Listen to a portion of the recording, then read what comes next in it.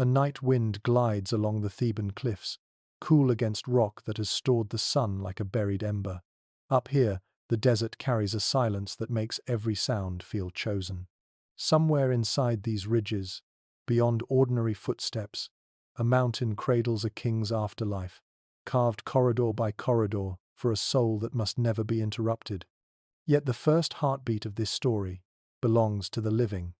In the darkness, a line of men moves. They do not walk toward applause, and they do not walk toward freedom. They walk because the hour has arrived, because stone must be cut, because the kingdom's most delicate project cannot be delayed. Sand crunches softly under sandals. A torch turns, and faces appear for a moment tired, focused, unmistakably human, before the flame swings away and the desert takes them back. The official tale wants them to vanish. The tomb is meant to be hidden. The entrance is meant to be buried. The route is meant to be forgotten, so the king can rest undisturbed behind stone and spell, safe from thieves and time. That is what people are told. But there is a stubborn crack in the story. We know the builders, not as legends, but as men with tempers, illnesses, debts, jokes, prayers, and the ordinary hunger that returns each day. If secrecy was the goal, why do their lives feel so close? Why do the builders speak across millennia while the kings, surrounded by gold, sometimes feel strangely distant? The answer is not a single forbidden object hidden in a chamber. It is a system, quiet and relentless, built around a contradiction. These men were both valuable and watched, treasured for what they could do, and feared for what they might know. They were specialists trained over years, able to cut straight through stubborn limestone and smooth a wall until it looked like still water. They could sketch gods with steady lines in passageways where air ran thin and heat refused mercy. Skill like that could not be replaced easily. But skill also carried danger, because knowledge can open what was meant to stay closed. To know where a burial chamber will sit, where the rock is thin, where a false wall might hide a doorway, is to carry a map inside the mind. The state needed these men to remember every measurement and every turn, and also needed that knowledge to stop at the edge of their own lives. It needed them proud enough to work well, and careful enough to speak softly. So the solution was not only to hide the tomb, it was to hide the builders. Near the Valley of the Kings, a settlement was arranged for that purpose, a village positioned like a secret in the open. Close enough that the crew could reach the cliffs on schedule, distant enough from the river towns that gossip could dry out before it traveled. From inside, it was a sealed jar, provided for, organized, counted. Rations arrived in measured amounts.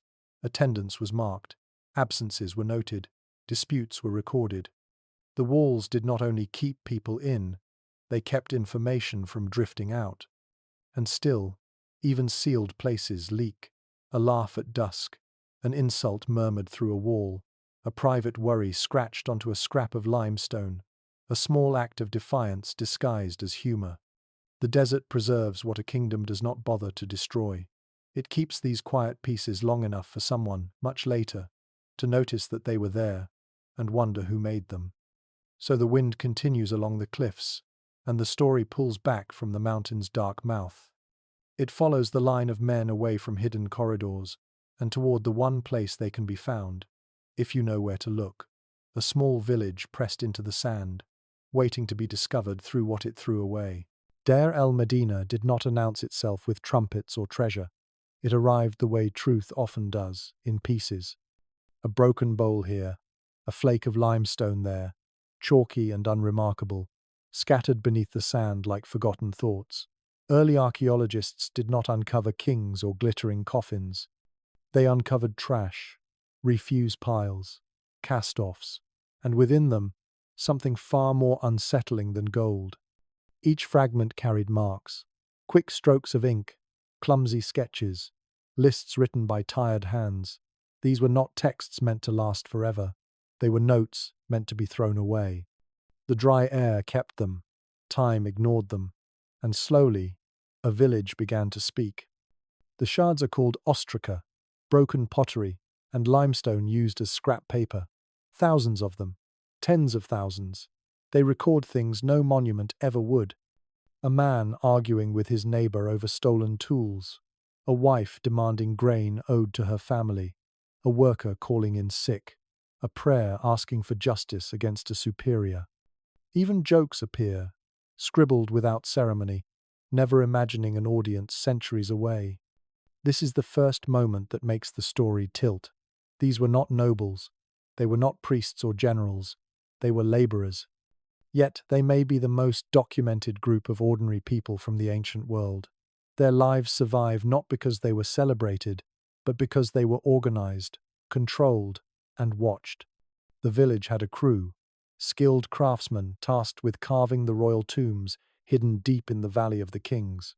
Their work required secrecy, precision, and loyalty. To maintain that, the state provided everything: food rations, housing, tools, medical care. In return, every absence was recorded, every delivery counted, every complaint filed. Scribes followed them like shadows, quiet men trained to listen, write, and remember. They tracked attendance day by day: who worked, who rested, who vanished. Their notes feel eerily modern. They read like office memos, legal petitions, expense reports. On one shard, a man explains he missed work because his wife was bleeding. On another, someone reports a theft of sandals. Human lives reduced to ink, yet somehow preserved whole. What if the greatest discovery was never a tomb at all, but a trash heap full of voices no one thought important? What if history survived not in stone, but in leftovers? As the pile grows, patterns emerge. We hear hunger when rations arrive late, fear when guards increase, anger when promises break. We see love, boredom, faith, resentment. A living archive builds itself, piece by piece, until the past feels uncomfortably close. This paperwork reveals a paradox. These workers were privileged, fed by the state, trusted with sacred secrets, but that privilege came with walls. The village was isolated, sealed from the outside world. Movement was restricted. Contact was monitored. Their words are free only because their bodies were not. Each shard whispers the same quiet truth. Control creates records. Surveillance leaves paper trails. And in trying to manage these men perfectly, the state accidentally gave them immortality. Reading these fragments feels like overhearing conversations through a wall. You are not meant to be here, yet the voices continue. A father worries about a missing ration. A worker calculates days until rest. Someone pleads to a god whose name is smudged. Authority answers in ink, not mercy. Discipline hums beneath every line, gentle but firm, like a hand on the shoulder that never lifts. The documents do not shout. They murmur, and in that murmur, the village becomes real, breathing, restless, waiting. The past stops being distant. It sits beside you, patient, unfinished, as if it knows you will keep listening. Every mark feels intimate, almost intrusive, turning evidence into confession, routine into drama, and silence into presence, until sleep itself feels thinner, and the sense grows that something important is about to be explained, but not yet. It waits quietly, just beyond understanding, patient as stone, fragile as ink, asking only time from the listener now. Now that the village has a voice and a name, another question rises softly in the dark. Why was such care taken to keep this place running at all, and what price was paid to keep its secrets buried? Deir el-Medina was a contradiction by design. It looked like reward, yet felt like restraint. For the men chosen to live there, life came with steady grain, clean water, medical care, and stone houses laid out with care. Compared to most of ancient Egypt, it was comfort bordering on luxury. Yet comfort can be another form of boundary, and this village was built with edges that were not meant to blur. The builders were valued because their work mattered. Every cut in the rock carried risk. Every mistake threatened the king's eternity. So the state protected its investment. Rations arrived on schedule. Absences were noted. Injuries were treated. Time itself was divided, measured, written down. In exchange, the men stayed where they were placed. Leaving required permission. Knowledge stayed inside the walls. This is the rulebook of the village. Work, home, faith, conflict, rest. Each part fits into a larger machine, and nothing is accidental. As the story unfolds, each layer will be peeled back slowly, not to judge, but to understand how royal immortality was manufactured by ordinary hands. The village was not random housing. It was infrastructure for secrecy. Here comes the second quiet shock. These men were not chained laborers dragged from fields. Many owned property. Many could read and write. Some argued fiercely with officials and won. They formed families, worshipped gods, lent tools, held grudges. Their voices survive because they expected to be heard, which makes the confinement stranger, heavier, harder to ignore. If they were skilled, respected, and necessary, why does the village feel like a cage? That question hums beneath every document. Privilege did not equal freedom. It created obligation. The better the treatment, the tighter the expectations. This was a system designed to manage not just labor, but knowledge, loyalty, and silence. Seen this way, Deir el-Medina becomes less a neighborhood and more a controlled environment, a place where talent was gathered, monitored, and preserved. Lives were stable, predictable, and narrow. The walls did not need to be high. Routine did the work. Records did the rest. From recruitment to collapse, the crew's path can still be traced. Names appear, disappear, then reappear years later. Sons replace fathers. Absences multiply. Complaints grow sharper. Like footprints in dust, the story refuses to vanish. It waits to be followed. Everything here existed for a purpose. Even rest. Days off were granted, tracked, and justified. Illness had to be explained. Mourning had its limits. The system did not crush these men outright. It enclosed them gently, wrapping necessity in care. That is why it worked. That is why it lasted for generations, without rebellion breaking it open. Understanding this balance is the key to everything that follows. Work was only one layer. Home life blurred with duty. Faith offered relief, but also reinforcement. Conflict simmered, then spilled onto ostraca. Each chapter of their lives fed the machine that promised eternal life to someone else, and the men knew it. They lived inside the system that depended on their silence. The closer you listen, the clearer it becomes that this village was never meant to be temporary. It was meant to endure, unseen and unquestioned, as long as kings demanded hidden tombs. Stability was not kindness, it was strategy, and every man who accepted it became part of something larger, something that would outlive him, whether he wanted it to or not. With the rules set and the paradox clear, the story must now rewind. Before the walls, before the records, before the routine hardened into law, there was a choice. The state did not select randomly. It searched for certain hands, certain minds, certain families. To understand how this system held, we must return to the moment it began. Those first selections set everything in motion, and their consequences lingered long after the dust settled, quietly shaping lives that believed themselves chosen from the start. The journey began before a single stone was cut. It started with land. The Nile lay behind them, wide and generous, carrying trade, gossip, strangers, and noise. Ahead stretched the desert, pale and watchful, rising into cliffs that looked less like shelter and more like warning. Between these two worlds, Deir el-Medina was placed with care, not hidden but positioned. From a distance, the village seemed close to Thebes, close enough to supply, close enough to authority. In practice, it might as well have been elsewhere. The paths leading to it were few. The ground narrowed movement. Every approach funneled travelers into places that could be seen, counted, remembered. Geography did not merely surround the village. It shaped behavior. Beyond the houses rose the cliffs, sharp and uneven, like teeth set into the earth. They formed a natural wall, difficult to climb and easy to watch. On the other side lay the Valley of the Kings, carved into stone that offered both secrecy and danger. The valley was not simply remote. It was chosen because it resisted understanding. Its twists hid entrances. Its silence swallowed sound. Its layout confused anyone who did not already know the way. Each morning, the crew walked the same route, leaving behind family, chatter, smoke from cooking fires. With every step, the ordinary thinned, the air dried, the land hardened. Conversation softened. Ahead waited work that was not meant to be seen, spoken of, or remembered by name. The walk itself became a boundary, a daily crossing between two realities. This movement was not accidental.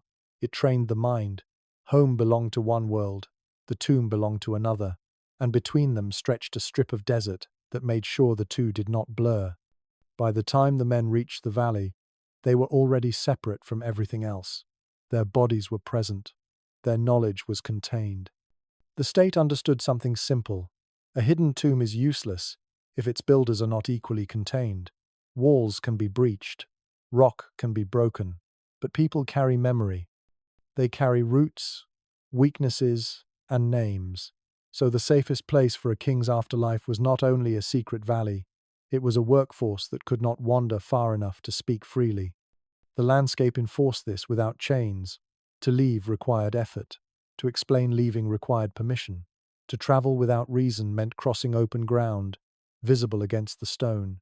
Even the horizon felt close, pressed in by cliffs and heat. The desert did not invite escape. It discouraged it. Over time, the geography began to feel alive. The cliffs watched. The paths listened. The valley remembered footsteps. Men learned where to walk, where not to linger, where eyes might be waiting. The land did not punish. It guided. It narrowed choices until routine felt natural. From above, guards could see movement like ink on parchment. From below, the builders felt small, framed by rock older than memory. The environment taught silence better than force ever could. Words dried in the mouth under that sky. Secrets stayed heavy. This closeness and distance, this careful placement, created a paradox. The crew lived near the center of power, yet far from its noise. They served the king daily, yet rarely saw the world that celebrated him. Their lives ran parallel to greatness, without touching it. Geography made that possible. By shaping where the men could go, the state shaped what they could become. They became specialists of a place that few others could read. The land itself was a lock, and routine was the key that turned every day. Once the paths are traced and the walls understood, another question rises naturally. If the land was designed to hold people in place, someone had to decide who stepped onto it in the first place. The next layer waits there, at the threshold, where selection mattered more than stone, and permission mattered more than skill. Selection did not begin with a proclamation. It began with watching. A boy carried tools, mixed plaster, swept dust from floors already carved smooth by other hands. He learned the rhythm before the reason. Older men worked without hurry, their movements economical, calm, as if stone itself had taught them patience. Skills here were not improvised. They were absorbed slowly, passed down through proximity, corrected with glances more often than words. Carving stone demanded more than strength. It required restraint. One wrong strike could split a wall meant to last forever. Plastering required timing, knowing when the surface was ready to accept paint, when it would betray you. Drawing required an eye trained to follow tradition without dullness. Each task shaped the body differently, and the village noticed. Talent did not stay invisible for long.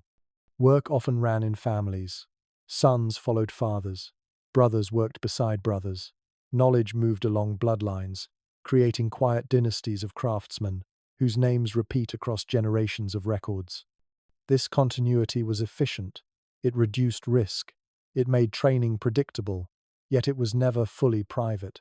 The state hovered nearby, approving, denying, redirecting when needed. Lineage opened doors, but it did not own them. Here the tension settles in. Being selected felt like honor. Food was guaranteed. Housing was stable. Your work mattered to the king himself. Pride grew naturally in that soil. But selection was also assignment. You were placed where you were useful.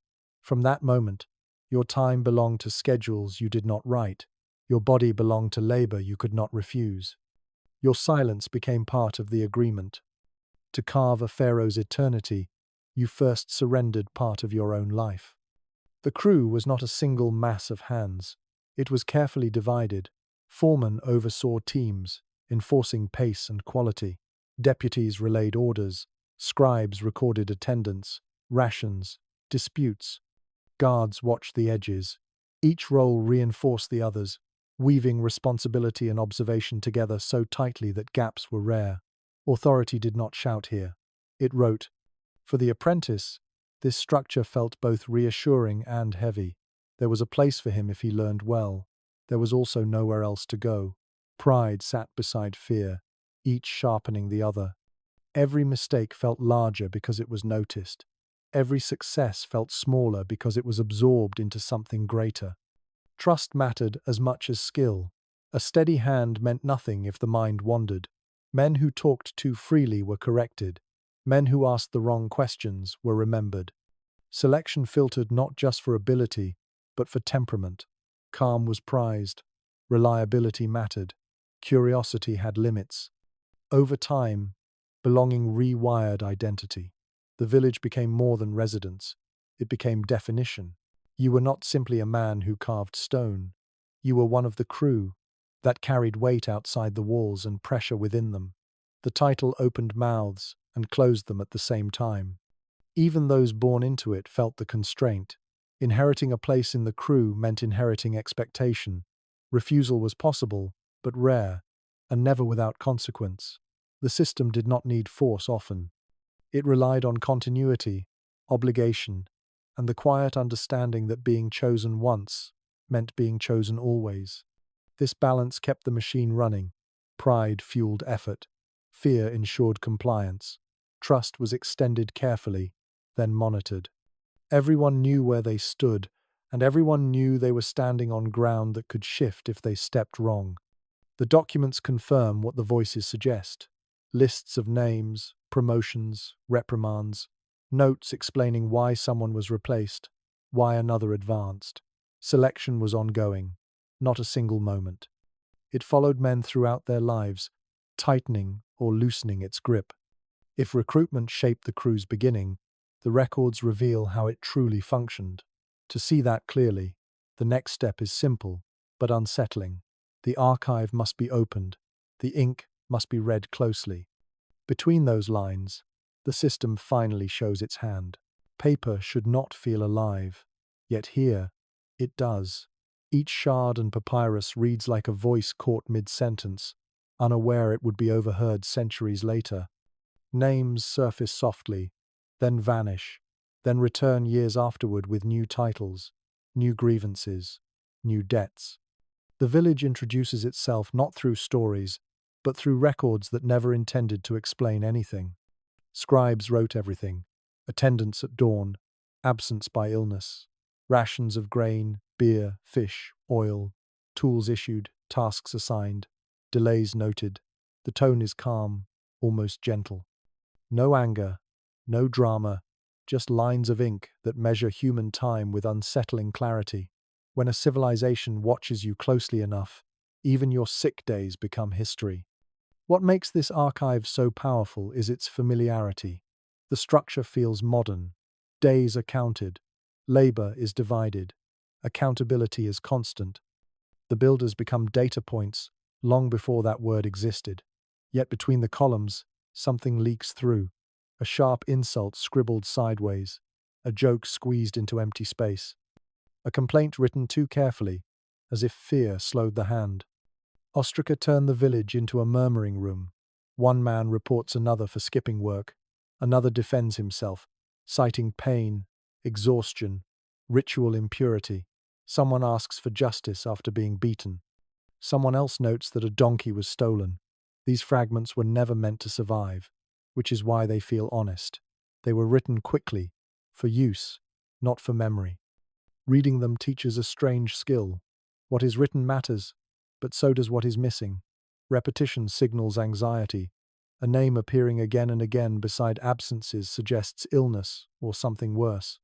Sudden silence can mean death, disgrace, or reassignment. The archive teaches you to listen between lines. The scribes themselves hover quietly in the background. They are everywhere and nowhere, shaping the village without living its labor. Their role was to observe, not intervene. They recorded hunger without feeding it, pain without healing it. Their neutrality is precise, almost chilling. Control does not need cruelty to function. And yet, the system never fully wins. Emotion bleeds through the cracks. A man curses a superior by name. Another pleads directly to the vizier, trusting the written word to travel where he cannot. Faith appears too, scratched hastily, asking gods to see what officials might ignore. Even under watch, people find ways to speak. The archive becomes a mirror of power. It shows how order was maintained, how resources flowed, how discipline was enforced. But it also shows resistance in small forms: delay, complaint, sarcasm, survival. The documents do not glorify the system, they expose it by accident. There is no single author here, no guiding voice, just accumulation, day after day, year after year. The effect is hypnotic. You begin to know the village without ever seeing it. You recognize patterns. You anticipate trouble before it is written. The past feels less distant than expected. This archive is not neutral. It is shaped by authority, preserved by control, and filtered through power. What survives is what was useful to record. Yet even within that frame, humanity insists on appearing. The closer the watch, the clearer the lives beneath it become. With the records open and voices stirring, the story must now step out of ink and into routine. Selection has passed. Observation is constant. What remains is daily reality, measured by demand and payment, where the crown's expectations met human endurance. It is here, in this measured rhythm, that the cost becomes visible, not in rebellion, but in fatigue, not in collapse, but in quiet endurance. Tomorrow will look like today. That is the promise and the warning. To understand what was demanded and what was given in return, we follow the day itself, from ration to rest, where power reveals its price. Only then can the system be felt fully, not as theory, but as lived experience, repeating quietly without end for generations unseen before. The sun rose quietly over Deir el-Medina, spilling light into narrow lanes where doors creaked open and shadows stretched along stone walls. Children moved between houses carrying water, dust already clinging to their feet. Smoke curled upward as morning fires were stirred. Above it all, a scribe took his place, reed pen ready, prepared to turn living bodies into names. Hierarchy shaped the village, as surely as stone shaped the tombs. Foremen directed the pace of work, measuring progress with experienced eyes. Deputies enforced order, settling disputes, and correcting delay. Officials appeared less often, but their presence carried weight, reminding everyone that the village did not belong to itself. Authority moved downward in quiet steps, rarely raised voices, never rushed. Each man carried a reputation like a second skin. Some were known for speed, others for precision. Some for obedience, others for complaint. These reputations followed them from task to task, etched invisibly beside their names. No one was interchangeable. The system depended on memory as much as muscle. The roll call was the village's heartbeat. Names were spoken, marks were made. Who arrived on time, who came late, who did not come at all. Illness was noted. Festivals were recorded. Absence required explanation. To vanish without permission meant more than missing work. It meant breaking the logic that held everything together. In a place like this, your name wasn't just who you were, it was how the state counted you. Control lived inside routine. No whips cracked, no chains clattered. The men moved because movement was expected, because absence created questions, because questions invited scrutiny. Silence was not demanded loudly. It was maintained carefully, through habit and awareness. Knowing the tomb plan was dangerous knowledge. Roots, chambers, hidden doors, spells carved into stone. This information could not drift. It had to remain sealed inside those who carried it. Silence became policy, not belief. Speaking too much did not require punishment to be risky. Everyone understood what was at stake. The scribes' records reflected this precision. Attendance lists read like quiet verdicts. A man present existed. A man absent required justification.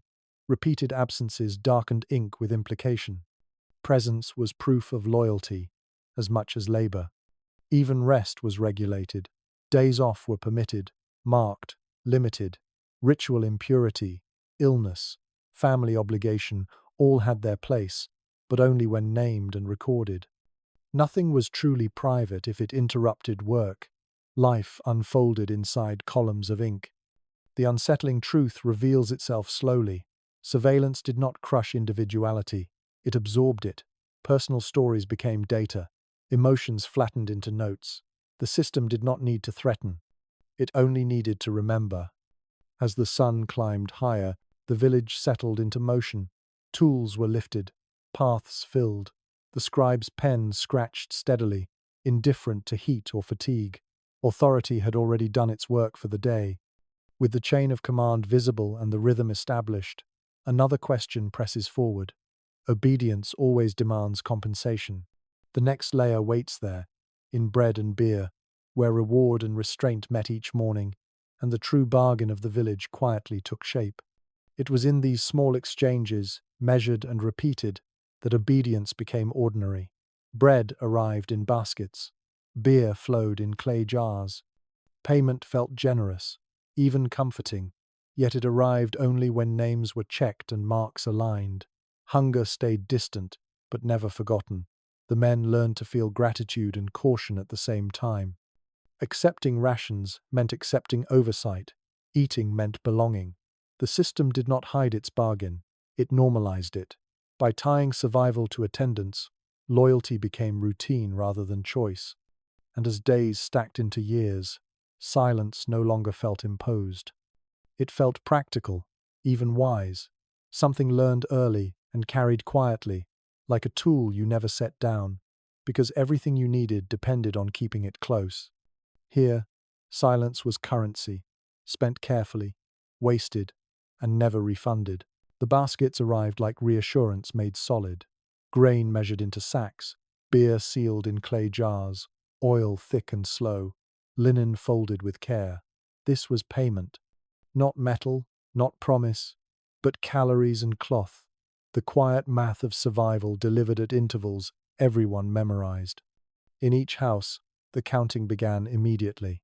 Jars were lined against walls. Portions were divided with practiced hands. Children learned early which container could be opened and which must wait. A household's future sat on the floor in front of them, heavy, finite, and vulnerable to delay. When the system worked, it felt generous. The crew ate better than many beyond the cliffs. Beer dulled fatigue. Bread filled the belly enough to sleep. Pride grew from this reliability. The state provided. The work mattered. Tomorrow seemed manageable. But privilege here was thin. It depended on schedules that could slip. A late shipment from the Nile. An official distracted elsewhere. A broken seal. A missing cart. Days stretched. The jars emptied. Hunger crept in quietly, not as drama, but as calculation. Neighbors borrowed from neighbors. Favors were tracked without ink. Debts formed like hairline cracks in plaster, invisible until they spread. Status emerged not from titles alone, but from surplus. A foreman's house held a little more. A scribe's rations stretched longer. Quiet resentment learned where to sit. The documents record these moments plainly. Rations delayed. Grain not issued. The language stays calm, but the effect was not. An empty jar changes the way a man works. It sharpens attention. It thins patience. Loyalty, once assumed, begins to weigh itself against hunger.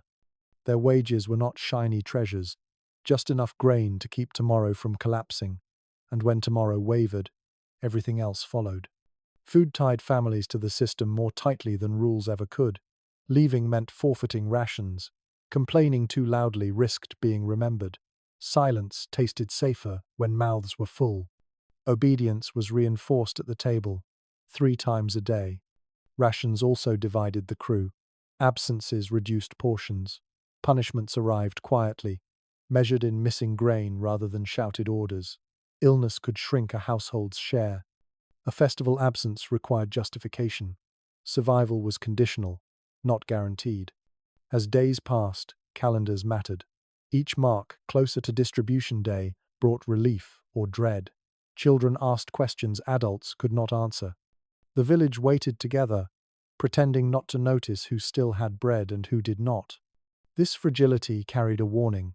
A workforce that builds eternity cannot function on uncertainty. Hunger does not stay polite forever. It turns inward, then outward. It searches for blame. The system relied on balance. Enough food to maintain loyalty, enough control to prevent chaos. When that balance held, the village hummed.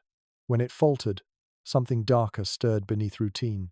The shadow lengthened slowly, almost invisibly. Bread was not just sustenance, it was leverage, and when leverage exists, it can be applied. The story now turns toward that pressure, toward the quiet tools of discipline that waited behind the ration jars, ready to remind everyone who decided when tomorrow would arrive. Discipline did not announce itself with spectacle.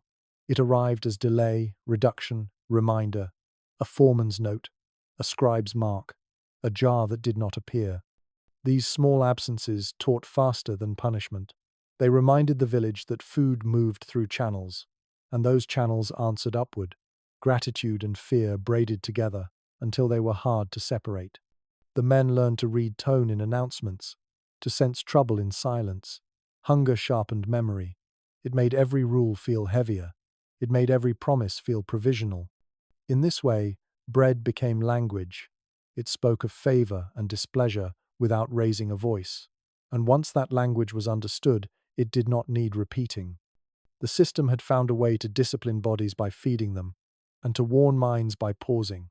With that realization settling quietly, the village stood on the edge of something inevitable, where obedience would soon be tested, not by words or walls, but by the simplest question of all, whether tomorrow would be fed.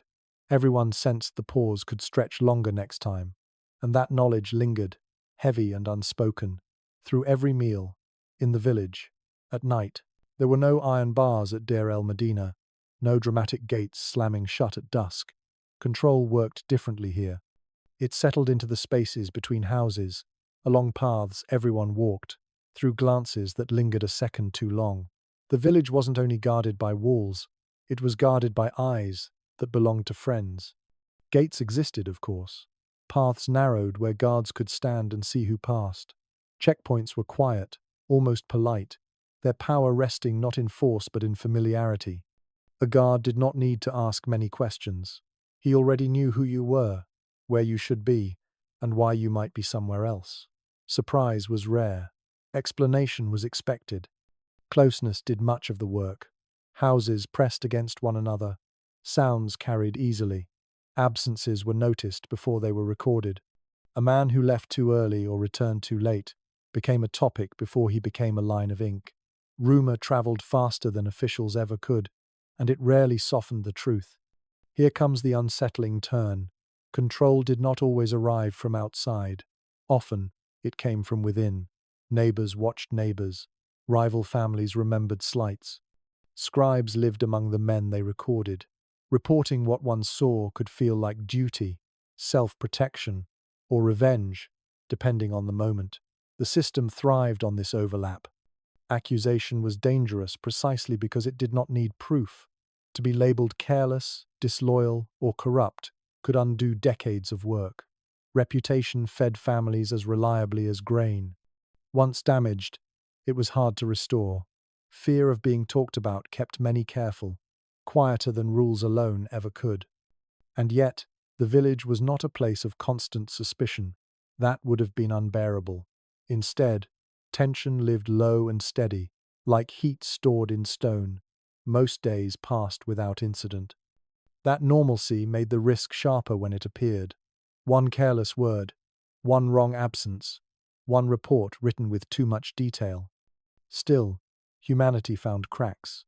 Private jokes were scratched onto ostraca and hidden among accounts. Delays stretched a task without refusing it. Complaints were phrased so carefully they could be read two ways. Humor softened fear. Sarcasm dulled authority. These acts were small, almost invisible, but they mattered. The system noticed patterns, not whispers. A single joke survived because it blended in. A single delay could be blamed on stone. Defiance learned to dress itself as compliance. The men became skilled not just at carving rock, but at navigating rules without breaking them. This balance required constant awareness. Everyone understood where lines were drawn, even if no one spoke them aloud. Crossing them meant isolation, loss, or worse. Staying just inside them allowed life to continue, even to feel normal. Guards watched paths. Scribes watched lists. Neighbors watched doors. Together, they formed a net with no single center. Responsibility dissolved into routine. No one felt fully guilty. No one felt fully free. Yet the very need for this vigilance reveals something important. Knowledge here was dangerous because it mattered. The tombs were not empty spaces. They were promises carved into stone. To protect those promises, the village learned to protect itself from speaking too much. With the restraints of daily life understood, the story now moves inward, away from sunlight and lanes, into the mountain itself. There, secrecy did not rely on rumor or routine.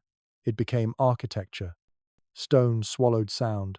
Passages hid intention. In that darkness, the system reached its most careful form, where silence was no longer social, but structural, and every step echoed with meaning, meant to last longer than any voice. Morning did not announce itself with ceremony. It arrived as repetition. The crew gathered, tools slung over shoulders, feet already familiar with the path. Dust lifted with each step, hanging briefly in the air like breath made visible. Ahead waited the mountain, patient and unchanged, as if it had not noticed the men returning again. Days followed a rhythm older than memory. Work days, rest days, counted precisely. Progress measured not by hours, but by inches of stone surrendered.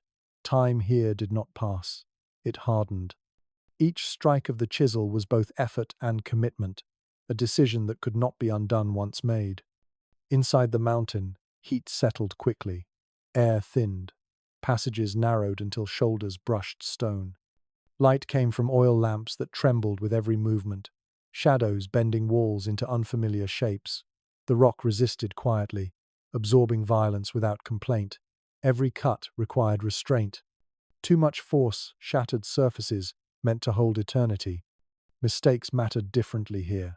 A slip of the hand could haunt centuries. Lines carved wrong could misguide priests not yet born. Paint laid too thick could crack long after the painter was gone. The weight of permanence pressed harder than the stone itself. Work was divided carefully. Some men cut passages deeper, breaking the mountain open. Others smoothed walls, erasing the chaos left behind. Haulers dragged rubble away, clearing breath and space. Plasterers followed, sealing roughness under pale layers. Sketchers mapped scenes in red lines. Painters arrived last, turning preparation into promise. Each step depended on the one before it. No task stood alone. This order created flow. Teams learned to trust timing more than words. When one stopped, others waited. Silence carried instruction. The mountain listened, absorbing rhythm, shaping habit. Not every hand could write, but marks appeared anyway. Casual notes scratched into stone. Names half hidden behind reliefs. Complaints about heat, about food, about foremen carved where eyes were not meant to linger. Small doodles slipped into margins of order. Even here, voices searched for survival. These marks were never official. They were breath caught in stone. Proof that work did not erase thought, only postponed it. The mountain became witness to effort and resistance alike. Rest days offered relief, but not release. Bodies recovered while minds returned to what waited. The tomb followed men home, lingering behind closed eyes. Dreams repeated corridors. The mountain entered sleep. Returning each morning required recalibration. Muscles remembered angles. Hands learned pressure. Fear settled into familiarity. Pride followed quietly. They were building something no one was meant to see, yet everything depended on seeing it perfectly. The tomb was not built with one grand moment, only thousands of small choices no one was allowed to see. Each breath mattered, each line mattered, each silence mattered. As the rhythm settled, raw rock began to change character. Walls smoothed, shapes emerged. Chaos organized itself into intention. This transformation followed rules as strict as any law. Perfection was not hoped for, it was managed. With the cadence of work established, the story moves deeper into process. The next layer waits there, where stone becomes surface, surface becomes image, and human effort is disciplined into divine art, measured carefully, so nothing visible could betray the hands that made it. The tomb did not reveal itself all at once. It grew in stages, each quieter than the last.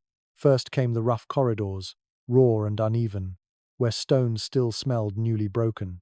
Then smoothing erased violence, turning jagged walls into calm plains. Thin plaster followed, pale and fragile, sealing the mountain's scars beneath a skin meant to last forever. Only then did color approach. Red lines appeared first, sketching figures, spells, measurements. These were not final truths, only intentions. Painters traced over them carefully, correcting proportions, adjusting symbols, aligning scenes to rules older than any man present. Words were placed with caution. Names mattered. Order mattered. Quality control lived among them. Supervisors passed slowly through chambers, eyes trained to catch imbalance. A line too short, a symbol reversed, a hieroglyph misspelled. Corrections were noted. Instructions whispered. Work paused, then resumed. Perfection was not assumed. It was pursued. Here comes the quiet turn. Tombs were not flawless miracles. They were layered solutions. Errors happened. A name carved wrong was plastered over. A scene repainted. A corridor adjusted to hide a miscalculation. What survives as beauty often began as mistake. Sacred perfection was sometimes a beautifully hidden correction. This changes how the builders are seen, not as mythical hands guided by gods, but as problem solvers under pressure.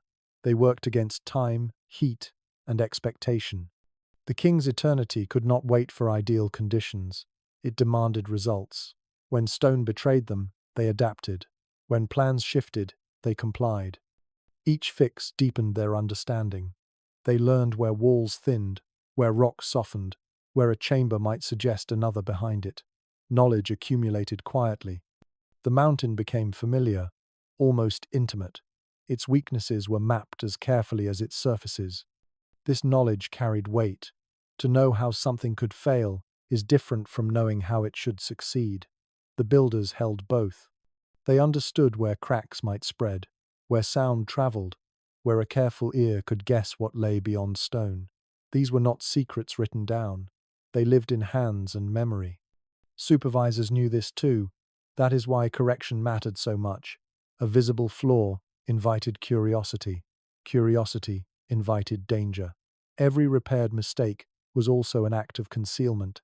The goal was not just beauty, it was silence. The worksite became a place of constant vigilance. Even pride had limits. A perfect wall was admired briefly, then left behind. Attention moved forward. There was always more to finish. Always another surface waiting. The mountain absorbed these layers without comment. Plaster hid paint. Paint hid sketch. Sketch hid correction. Correction hid error. Error hid human effort. By the time a tomb was sealed, its history was invisible, compressed into stone that pretended it had always been that way. Yet the builders remembered. They carried the memory of every fix, every compromise. They knew where perfection was earned and where it was negotiated. That knowledge stayed with them long after tools were set down. As this awareness deepened, another concern followed naturally. If mistakes had to be hidden so carefully, curiosity had to be controlled just as tightly. The system did not rely on trust alone. It relied on rules that shaped what could be asked, spoken, or even wondered. With craftsmanship understood as correction layered into beauty, the story turns toward those rules. The next section steps closer to the silence itself, where labor was guided not just by skill, but by boundaries designed to keep knowledge from becoming dangerous. Secrecy was not an afterthought. It was practiced as carefully as carving itself. Knowledge moved through the worksite in narrow channels, never all at once, never held by one pair of hands if it could be avoided. Plans were partial. Instructions were timed. Questions were answered just enough to keep work moving, never enough to invite imagination. Some details were treated like poison: the full layout of a tomb, the final burial schedule, the precise location of chambers meant to disappear. To know too much was to carry risk, not privilege. Curiosity, usually a virtue of skill, became something to manage. Silence was safer than brilliance. The worksite reflected this caution. Men focused on their section, their surface, their task. One team cut, another smoothed, another painted symbols, whose full meaning they did not always discuss. The tomb existed as fragments, assembled slowly through coordination rather than comprehension. Understanding was distributed, diluted. Protection took physical form. False corridors bent away from true paths. Passages narrowed, then widened, misleading the eye. Entrances were concealed behind surfaces meant to look finished. Blocked shafts suggested depth where none existed. Practical engineering blurred into deception. Architecture became misdirection. These strategies carried symbolic weight too. Sealing a tomb was not just construction, it was ritual. Blocking a passage mirrored closing a mouth. Concealing an entrance echoed the silence expected of those who built it. The mountain learned to lie convincingly. Here comes the uneasy truth. The builders knew exactly how tombs could be broken into because they were the ones who designed how they would be sealed. Every trick they used to hide also taught them how to search. Every false corridor trained an instinct for misdirection. Every concealed door sharpened awareness of where one might exist. The people who made the tomb impossible to find were also the only ones who truly knew where to look. This knowledge did not vanish at the end of a day. It followed them home, unspoken. It sat beside them at meals, slept behind their eyes. The state needed their minds to outwit thieves who did not yet exist. At the same time, it feared what those minds now held. That fear explains the care taken elsewhere, the isolation, the records, the controlled movement, the emphasis on routine. Secrecy did not rely on trust alone. It relied on structure that made speaking unnecessary and wandering impractical. Even within the mountain, behavior was shaped by awareness. Questions softened into suggestions. Doubts were buried under procedure. Men learned when to look away. Knowing how to seal a chamber did not mean knowing why it was placed there. That distinction mattered. Yet complete ignorance was impossible. Patterns revealed themselves over years. A builder who had worked on multiple tombs could sense repetition and deviation. He felt when something was meant to be hidden more deeply. That intuition was never written down. It lived in muscle memory. The system balanced on this tension. It extracted expertise while limiting expression. It needed problem solvers who could adapt when stone surprised them, yet it could not allow those same problem solvers to imagine alternatives beyond their task. Secrecy became habit. Men stopped asking not because they were forbidden, but because it felt wiser. Information became something you avoided carrying too openly. Silence turned from rule into reflex. When a tomb was finally sealed, the mountain held more than art and ritual. It held human understanding, compressed and locked away. The builders walked back into daylight, carrying the weight of what they knew and what they were never meant to use. That weight followed them into the village. Because secrecy does not end at the worksite, it seeps into domestic life, into conversations not had, into glances that stop short. After the mountain's darkness, the story returns home, where the most surprising secrets often live quietly, among familiar walls, waiting to be noticed. The village revealed itself best from above. Flat roofs pressed close together, broken only by storage jars and drying cloth. Smoke drifted upward from cooking fires, carrying the smell of grain and oil. Narrow lanes twisted between walls, guiding footsteps past doorways that rarely stayed silent for long. Inside the houses, Life unfolded in small motions. Grain was ground by hand, stone against stone, rhythm steady and patient. Cloth was mended until it could be mended no more. Water was carried, poured, counted. Children moved freely between homes, learning early which doors were always open and which were not. This was a community provided by the state, yet shaped by those who lived inside it. Houses were assigned, not chosen. Space was tight. Rooms served many purposes, and privacy was thin enough to hear through walls. Laughter traveled easily, but so did arguments. A raised voice rarely stayed private for long. Imagine a place where your home is provided by the state, and your neighbors can hear your secrets through the wall. Support did not equal comfort. Rations arrived, but storage was limited. Heat gathered in summer. Cold crept in during winter nights. Families adapted, rearranging space, sharing burdens, improvising solutions that never made it into official records. Closeness bred friction. Small disputes became unavoidable. Borrowed tools were not returned. Food was measured too carefully. Children crossed invisible lines. The village's archive is filled with complaints because walls were close and patience had limits. When people live pressed together, grievances find ink quickly. Yet the same closeness created care. Neighbors lent grain when jars ran low. Tools passed hands without ceremony. Women watched one another's children. Illness was noticed early. Absence was felt. The village learned to function like a single organism, sensitive to disruption, quick to respond. Strangers changed the air immediately. Conversations softened. Laughter paused. Doors closed just a little faster. The presence of an outsider reminded everyone that this warmth existed within boundaries. Safety was internal. Observation was constant. Domestic life balanced between routine and restraint. Families found joy where they could. Small decorations appeared on walls. Meals became moments of rest. Stories were told quietly at night, shaped to avoid names that traveled too far. Even comfort learned to be careful. From roof to floor, the village formed its own universe, compact, contained, and heavy with shared history. Every life brushed another. No one stood entirely alone. No one was entirely unseen. This intimacy explains the records left behind. Disputes were not signs of failure, but of density. Care and conflict grew from the same soil. The state may have built the walls, but the people filled them with meaning. As the village breathes into view, attention turns naturally inward. The next layer is not stone or system, but people themselves, especially those whose lives shaped this place without ever carving a single wall. They lived within rules, yet life overflowed them. Births were celebrated softly. Deaths were mourned without spectacle. Marriage bound families tighter, while separations left echoes that lingered in shared spaces. Even joy learned to lower its voice, but it never disappeared.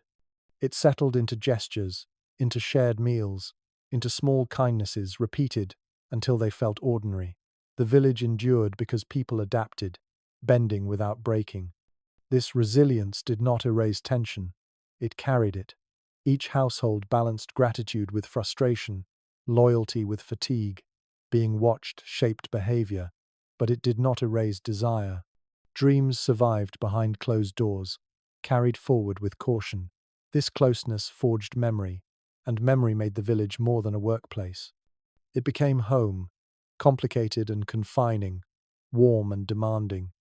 And within that living maze, unseen forces gathered quietly, preparing to shift attention toward the people whose labor made everything possible, yet whose stories were rarely carved into stone.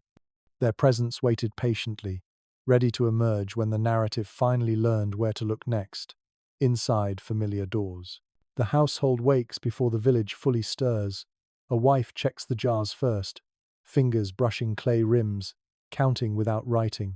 Grain must last, oil must stretch. She knows what each container means for the days ahead.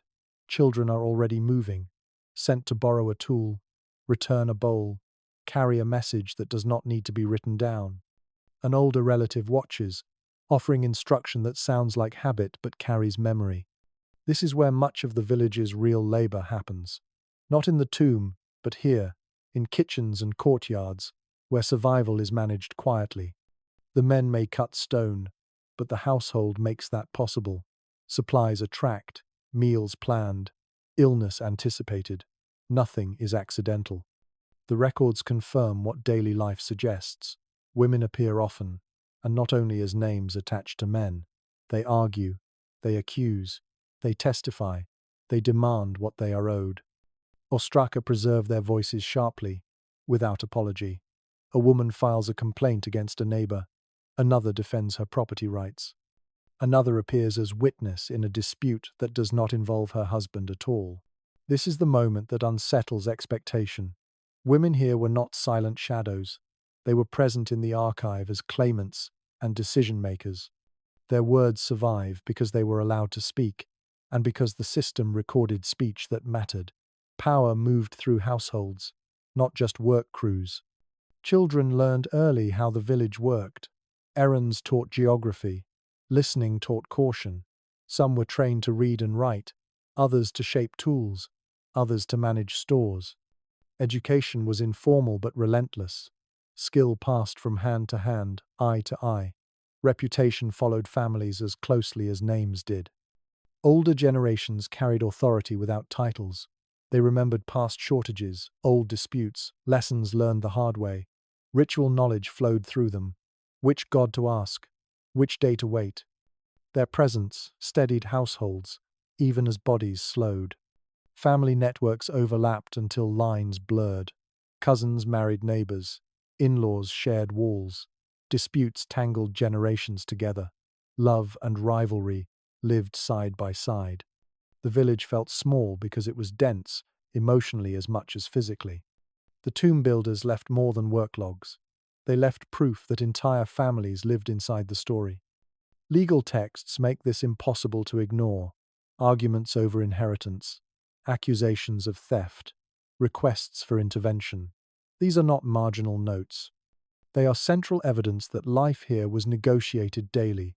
Justice was sought, authority was challenged, outcomes were recorded. Apprenticeship followed bloodlines but was not guaranteed. A child inherited opportunity, not success. Skill had to be proven. Mistakes were remembered. Praise traveled. A family's standing rose or fell with each generation, making pressure intimate and constant. The village emerges as a society rather than a camp, messy, layered, alive with feeling. Pride mixed with resentment. Care existed alongside calculation. People adapted roles as needed. Women managed households and law. Children absorbed structure. Elders anchored memory. This completeness matters. It explains why disputes felt personal, why records feel emotional. When work, home, and identity overlap, nothing stays abstract. Every slight touches survival. Every success echoes outward. With family life fully in view, another layer waits beneath the surface. These same relationships that created warmth also carried tension. Love sharpened rivalry. Familiarity bred comparison. Humor masked frustration. The village's inner weather shifted constantly, and in those subtle changes, small sparks waited to become storms. The scraps feel lighter here, almost playful. A sketch of a man with exaggerated ears, a teasing line about laziness, a name followed by a crude joke, never meant to travel far. In these throwaway notes, the builders sound startlingly modern, their humor familiar, their irritation sharp and quick. Life in the village pressed people together until emotions rubbed raw. Pride sat beside jealousy. Unequal rations were noticed immediately. A promotion for one man felt like a slight to another. Everyone knew who had a little more, who complained too often, who smiled too easily. Nothing stayed invisible for long. Humor became release. Little drawings appeared in margins, light enough to pass unnoticed. Sarcasm softened criticism. Teasing lines allowed frustration to escape without consequence. Laughter moved through the village like air, necessary and fleeting. It helped days pass. It kept tempers from breaking open. Then, without warning, the tone shifts. Among the jokes and insults, darker words appear. A complaint sharpened into accusation. A note written with care, not speed. Someone feels wronged deeply enough to reach beyond human authority. A curse is implied. A god is named. Justice is no longer asked of officials, but of something older and less predictable. Fear enters quietly. Not fear of punishment, but fear of unseen consequence. In a place where social order was tight, belief offered another path for power to travel. If law failed, the divine might listen. If neighbors watched too closely, the gods watched always. This turn reveals something essential. Practical life and spiritual belief were never separate. A feud could become sacred. An insult could invite omen. Anger did not end at the door of the house. It followed people into ritual and prayer. The documents preserve this tension without explanation. A man complains that another has wronged him, then asks a god to witness. A woman calls for protection against an enemy whose name is carefully written.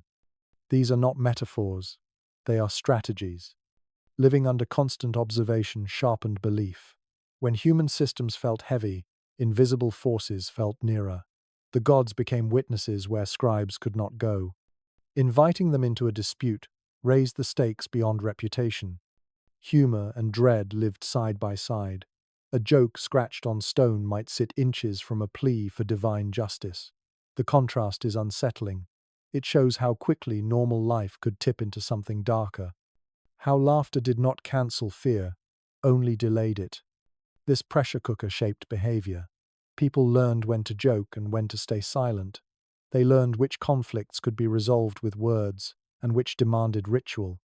Belief became another tool for navigating crowded lives. The village was never purely practical. Even grinding grain carried ritual meaning.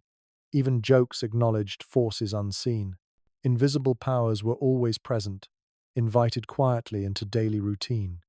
This intimacy with belief explains the care taken elsewhere, why mistakes mattered, why secrecy felt sacred, why silence carried weight beyond policy. The gods were not distant figures carved into stone. They were active participants in village life, called upon in moments of stress and fear. As humor fades into unease, the story opens towards something larger. These same forces followed the builders to the mountain. They watched hands carve stone. They listened in dark corridors. The next chapter steps fully into that sacred presence, where belief shaped labor, and gods stood beside men in the quiet, waiting to be acknowledged. The light inside the house was small and steady, a flame cupped against the dark. Clay figures rested in niches cut into walls, their surfaces polished by passing fingers. Here, belief lived close to breath. It did not thunder from temples. It flickered beside beds and cooking fires, sharing space with sleep and hunger. For the builders of Deir el-Medina, the spiritual world was not distant. Protective gods watched doors. Local spirits lingered in corners. The desert itself felt alive, a borderland where human order thinned and other forces listened. Every path into the cliffs carried meaning beyond stone. Household shrines held names spoken daily. Offerings were modest, repeated, sincere. A bowl of beer, a piece of bread, a whispered request for protection, or forgiveness, or strength to finish the day. Faith here was practical. It traveled with people as they worked, worried, and waited. Above the village, along the cliffs of the necropolis, sanctuaries marked places where fear and reverence met. One presence stood apart. Meret Seger, the cobra goddess of the Theban mountain, watched the tombs and those who carved them. She was not gentle. She was just. This is the sharp turn. The people who knew the tombs best worshipped a goddess who punished those who violated them. Sacred surveillance mirrored human oversight. Guards could miss things. Officials could be bribed. The goddess could not. Meret Seger punished wrongdoing with illness, blindness, pain that arrived without warning, but she also healed. Those who confessed, who made amends, who respected the mountain, could be restored. Fear and hope shared her name. Belief became a way to manage danger that rules could not touch. The builders carried knowledge that frightened the state. Gods offered a boundary stronger than law. Even if a man escaped notice, he could not escape the mountain's gaze. What if the builders feared the gods more than the guards, because the gods could see what humans missed? The desert reinforced this belief. Wind erased tracks. Heat punished carelessness. Silence pressed close. Every injury felt like message as much as accident. Survival itself seemed conditional, granted by forces that noticed intention as well as action. Religion did not interrupt labor. It shaped it. Men spoke prayers before entering passages. Offerings were left near dangerous cuts. Names of gods were invoked quietly, not ceremonially, as if the mountain might be listening. Guilt found language here. A mistake in stone could be corrected. A mistake in loyalty required confession. Belief allowed fear to be named and managed. It offered meaning where uncertainty lived. This spiritual world wrapped the builders tightly. It explained why secrecy mattered, why silence felt sacred, why breaking trust seemed to invite more than punishment. The gods were not stories told at night. They were active witnesses to daily choices. With divine watchers now present, the story moves closer to the work itself. The next step follows belief into the tomb, where ritual and labor blended so completely that carving stone became an act, watched by eyes both human and unseen. Here the builders felt the weight of judgment without hearing it. Every breath echoed, every movement registered against belief learned since childhood. The mountain was no longer just rock. It was presence, capable of approval or rebuke, responding to intention as much as skill. Working carefully became devotion. Working carelessly felt like risk. Stories circulated softly about men struck ill after boasting, about healings that followed apology. Whether true or shaped by fear, they guided behavior more effectively than orders. Faith filled the spaces law could not. With these unseen forces standing watch, the builders stepped into each day aware that stone remembered, gods listened, and silence was not empty. It was inhabited. The mountain waited, patient and alert, holding both promise and consequence in its shadow, as the hands returned to work, steady, cautious, and human, under eyes that did not blink in the dark. Ritual did not interrupt the work. It moved alongside it, quiet and constant, threading meaning through labor that might otherwise feel purely mechanical. Protective symbols were painted before scenes took shape. Spoken formulas passed between men before dangerous cuts were made. Offerings appeared at thresholds where accidents felt more likely. The tomb was not only engineered, it was prepared. Festival days altered the rhythm. Tools rested while gods were honored. Schedules bent without breaking. These pauses were not indulgence. They were maintenance of balance. Eternity required proper timing as much as precision. The builders understood this instinctively. Every stage of creation carried ritual weight. Corridors were opened with care. Chambers were closed with intention. Names were spoken softly when carved. Silence followed moments that felt charged. The mountain responded not just to force, but to respect. Building a royal tomb was choreography for eternity. Every action rehearsed permanence. Every gesture acknowledged forces beyond stone. Labor became devotion without ceremony, practiced rather than proclaimed. Then the scale shifts. When the workday ended, the builders returned to thoughts that did not belong to kings. They planned their own afterlives. Smaller tombs, tucked into quieter ground, took shape under their hands. These were not commissions. They were declarations. Here, the tone changes completely. Personal tombs feel intimate. Scenes show families rather than gods. Texts speak of love, hope, anxiety, pride. Mistakes remain visible. Corrections are fewer. The art feels human, unpolished, sincere. They built tombs for gods on earth, and then went home to plan their own eternity. These spaces read like diaries in stone. A man celebrates his children. A woman honors her parents. A couple appears together, equal in scale. Prayers ask not for dominion, but for peace. Judgment scenes feel personal, not symbolic. The builders step out from the pharaoh's shadow here. They are no longer anonymous hands. They are individuals negotiating mortality with the same tools they used to shape kings forever. Skill becomes self-expression. Belief turns inward. Protective gods remain, but fear softens into hope. The afterlife is imagined not as spectacle, but as continuation. meals shared, fields worked, families reunited. Eternity looks familiar. This reveals a quiet truth. The builders were not obsessed with royal immortality. They were fluent in it. They understood its language well enough to adapt it to their own lives. What they built for kings taught them how to imagine survival beyond death. Their personal tombs also show restraint. They do not copy royal excess. They choose meaning over scale. In doing so, they claim ownership of belief. Faith is no longer something enforced. It is chosen. The contrast is powerful.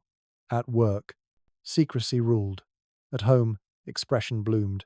At the mountain, silence protected the state. In personal tombs, words protected memory. This continuity makes the builders unmistakably human. They were not serving eternity blindly.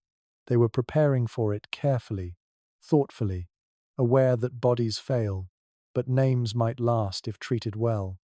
Once belief becomes personal, it naturally turns toward the body. Mortality is not abstract. It is felt through pain, injury, sickness, and recovery. The next step follows that fragile border, where healing blends with prayer, and medicine shares space with magic, revealing how the builders faced the limits of flesh while dreaming of forever. The pain arrives before dawn, a stiffness in the shoulder, a swelling that pulses, a fatigue that sleep refuses to fix. The worker sits up slowly, listening to his body argue with the day ahead. Outside, the village is already waking. He knows the rules. Pain alone is not enough. It must be explained. A note will be written. A scribe will listen. Illness has language here.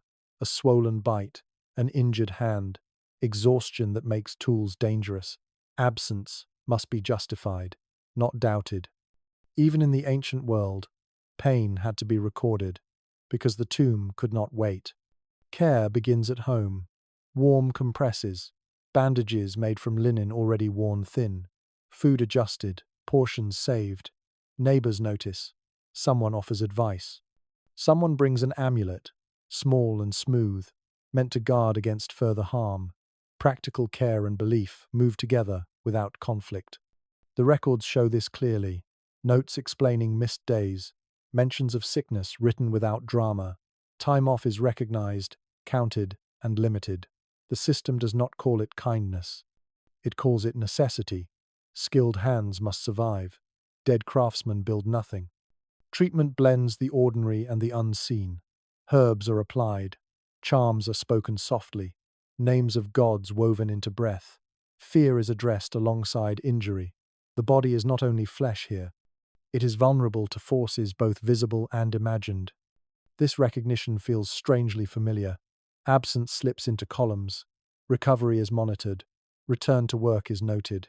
The village understands that ignoring pain invites worse delay later. Care is practical because failure is expensive. Yet fear lingers. Illness invites suspicion if it repeats. Too many absences mark a name. The worker rests but listens for judgment. Paperwork protects him briefly, but reputation waits. The gods are not distant in sickness. Merit Sega watches wrongdoing, but healing gods listen too. Prayers ask not for miracles, but for endurance. Pain becomes message as much as condition. Recovery feels earned, not guaranteed. Here the body becomes contested ground. The state touches it through records and rations. The gods touch it through fear and hope. Between them stands the worker, trying to heal quickly enough to remain useful. Some injuries never fully leave. Hands stiffen, backs ache. The village ages quietly. Experience deepens as bodies slow. Knowledge accumulates in those who have survived pain before. This balance holds until it doesn't, when sickness spreads, when rations thin, when rest is not enough. The system was built to manage strain, not collapse. A scribe may visit the house, carrying calm authority. He listens without expression, marks the absence, assigns reason. The interaction is brief, but its weight lingers. Official recognition turns pain into permission, granting rest without shame. Yet the visit reminds everyone that bodies are resources. Healing is allowed only within limits that protect productivity and order. Care remains conditional, measured against schedules and needs beyond the household. Neighbors respond in subtle ways. Food arrives quietly, unannounced. Children are kept away from the sick room. Advice circulates, some practical, some whispered like warnings. Stories of past illnesses surface, remembered as lessons or omens. Everyone understands that sickness threatens rhythm, and rhythm protects everyone. Compassion exists, but it never forgets consequence. The worker feels held and evaluated at once, comforted by help and unsettled by attention. Recovery becomes a public process, watched carefully until strength returns and usefulness can be proven again. Healing takes time, and time is counted. Each day off tightens margins elsewhere. Tools wait unused. Work shifts to others already tired. Pressure builds quietly, unspoken but present in every look.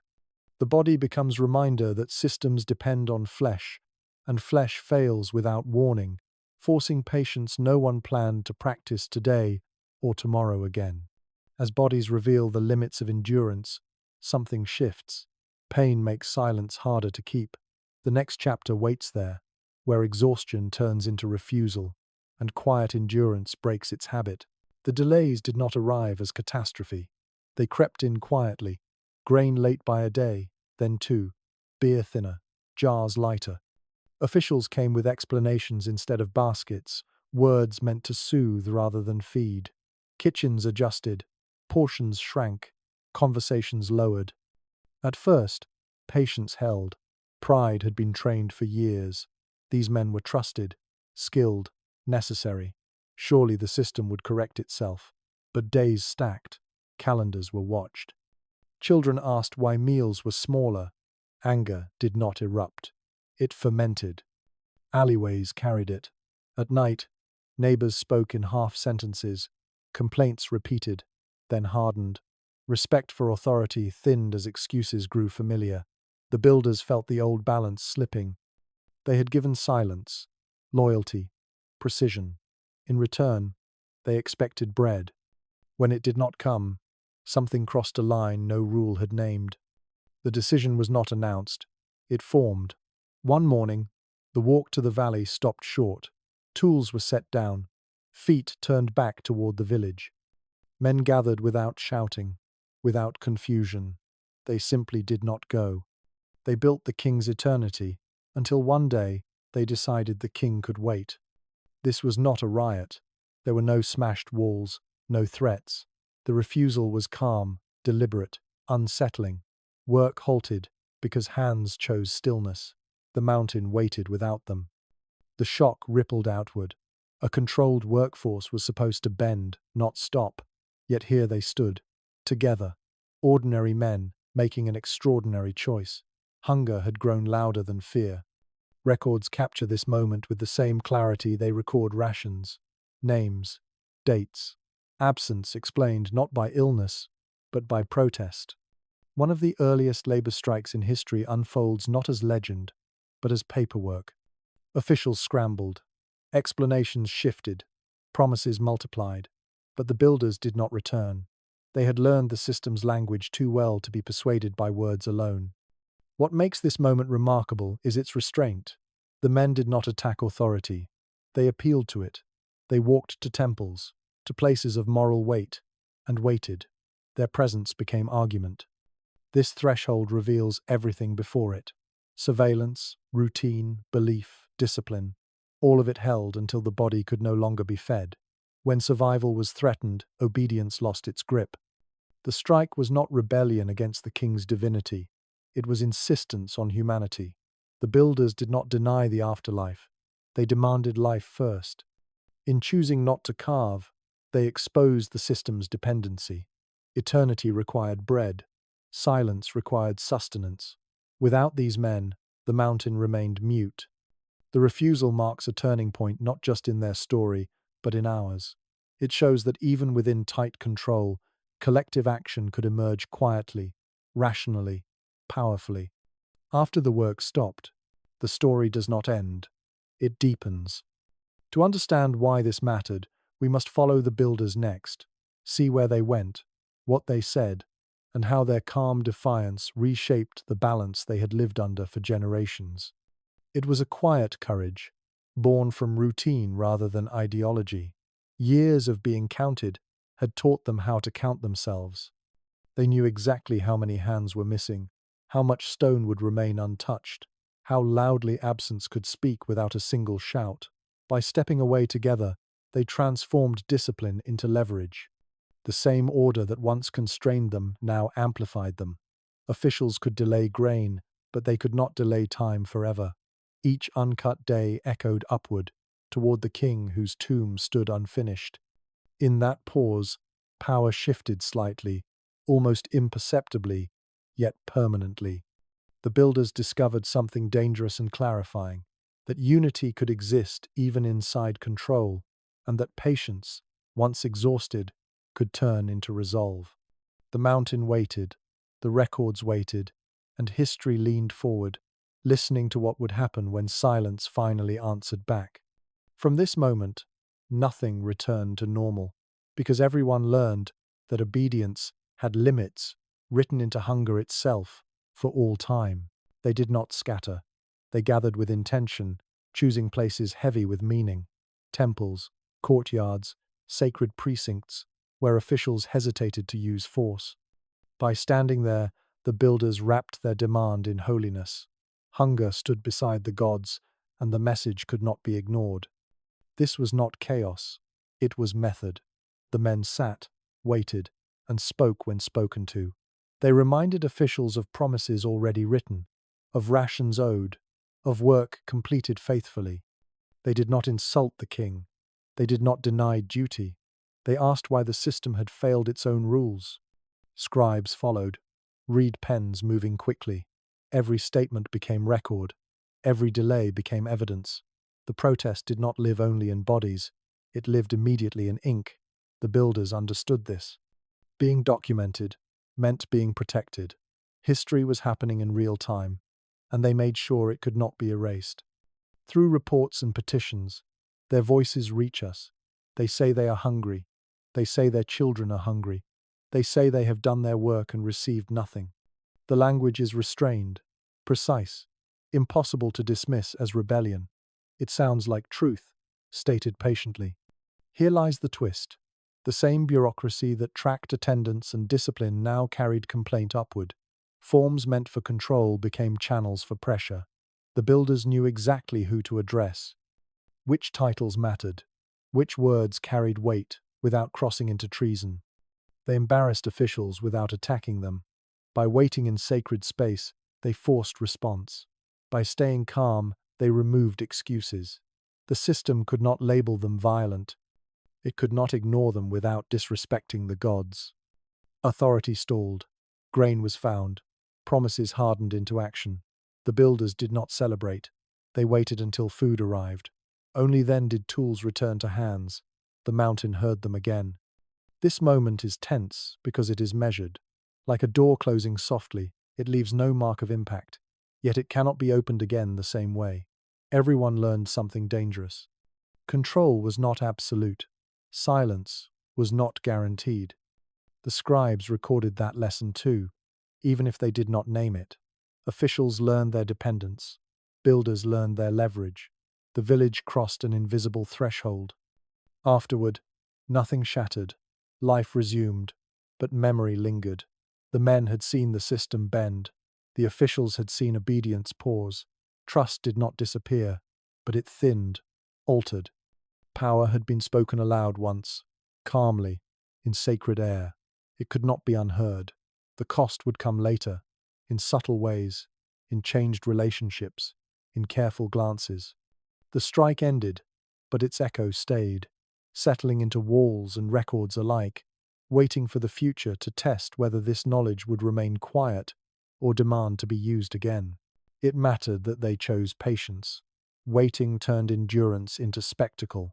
Hours passed, then days, with the builders remaining visible, fed only when the system finally responded.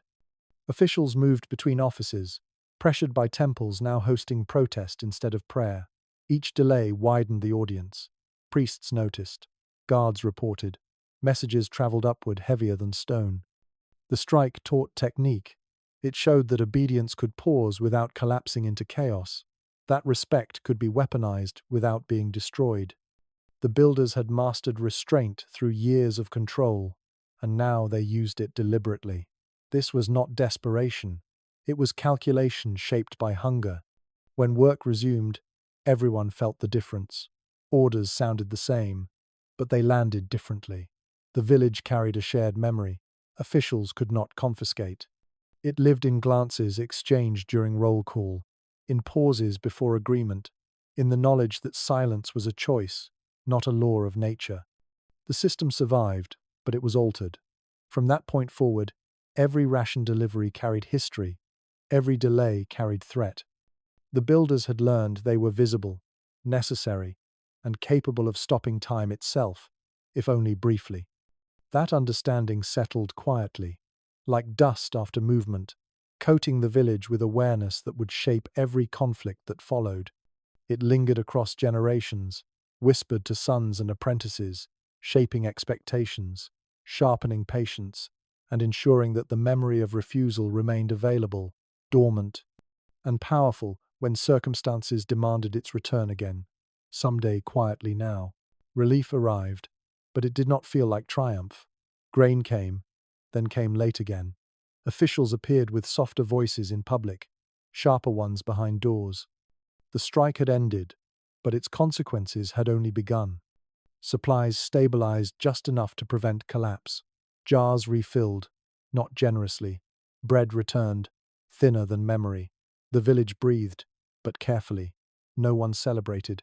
Everyone watched. Trust eroded quietly. Whispers moved through lanes about who had spoken first, who had stood too boldly, who had been seen talking with administrators. Names were weighed, reputations shifted. Even success carried suspicion. Officials adjusted too. Smiles were practiced. Procedures tightened. Attendance lists grew more detailed. Absences were questioned sooner. The system learned from the pause. After you learn the system can be pushed, the system learns it must push back harder. Control did not announce its return. It deepened. Guards lingered longer at paths. Scribes asked for clarification. Where once they nodded, small privileges vanished without explanation. Discipline remained calm, but closer. The village felt tighter. Conversations lowered. Jokes thinned. Eyes lingered. No one wanted to be remembered for the wrong reason. The memory of refusal sharpened caution instead of confidence. Yet dignity remained. The builders did not regret what they had done. They had not broken the system. They had negotiated within it. Hunger had spoken, and it had been heard. That mattered. Still, instability lingered. Deliveries faltered again, briefly, then recovered. Each delay reopened fear. Each recovery felt temporary.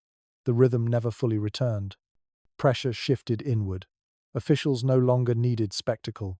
They relied on vigilance. Informal reporting increased. Favor and punishment blurred. Survival demanded attention. The strike had taught everyone limits. It had also revealed vulnerabilities. When obedience pauses, temptation grows. Not the temptation to shout, but to take, to bend rules quietly, to accept small advantages unnoticed. Private choices replaced public protest. A missing tool, an extra ration, a favor exchanged in silence. These were not rebellion, they were adaptation. The village's moral weather changed. Right and wrong blurred under strain. Feeding a family mattered more than ideals. Secrecy found new uses. The audience is left with an uneasy question. If hunger could force defiance, what else might? Need? Opportunity? Knowledge? The builders returned to work, carrying that question with them. It followed them into the mountain and back home. It did not demand action. It waited. With trust weakened and need growing, another layer forms beneath official life. Survival begins to trade in shadows, where secrecy mixes with necessity. That is where the story now turns, away from public refusal and into private temptation, where the next fracture will not be announced, only discovered after it has already taken root. It is in these quiet adjustments that danger hides. A system under strain does not always crack loudly. Sometimes it tightens until small acts feel justified.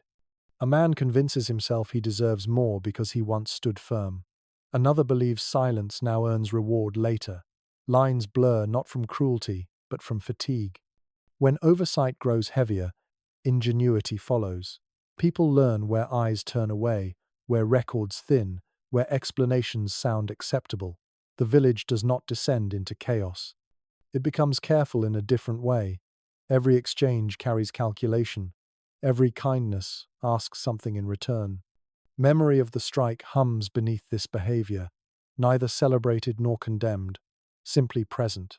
It reminds everyone that the rules are made by humans, and humans can bend. This knowledge is heavy. It does not inspire hope so much as caution. The builders continue carving, families continue cooking, gods continue watching. On the surface, life appears unchanged. Underneath, something restless shifts, preparing the ground for choices that will not involve crowds or temples, but individuals alone with opportunity, fear, and silence, where consequences arrive slowly and innocence becomes harder to prove than guilt. Everyone feels this, before they understand it fully, and no one says it. When rations slipped, skill filled the gap. A man finished his day's work, washed dust from his hands, then stayed awake a little longer. A neighbor's door opened quietly. A broken chest needed repair. A small shrine needed carving. Payment came as grain, oil, or future favor, never written down. Side work was not rebellion. It was adaptation. The village had always traded skills among itself: mending, carving, painting, writing. These exchanges kept households balanced when schedules failed. Officials often looked away. A fed worker worked better. The controlled community learned where freedom hid. After hours, between favors, in private spaces where oversight thinned, skill became currency. A clean cut here, a painted name there. Nothing large enough to alarm, everything small enough to justify. The tone feels almost clever at first. Resourcefulness looks like intelligence. Survival dressed as ingenuity. A man who could shape eternity by day could shape comfort by night. But gravity waits. When pay falters longer, side work shifts. Extra becomes necessary. The boundary moves quietly.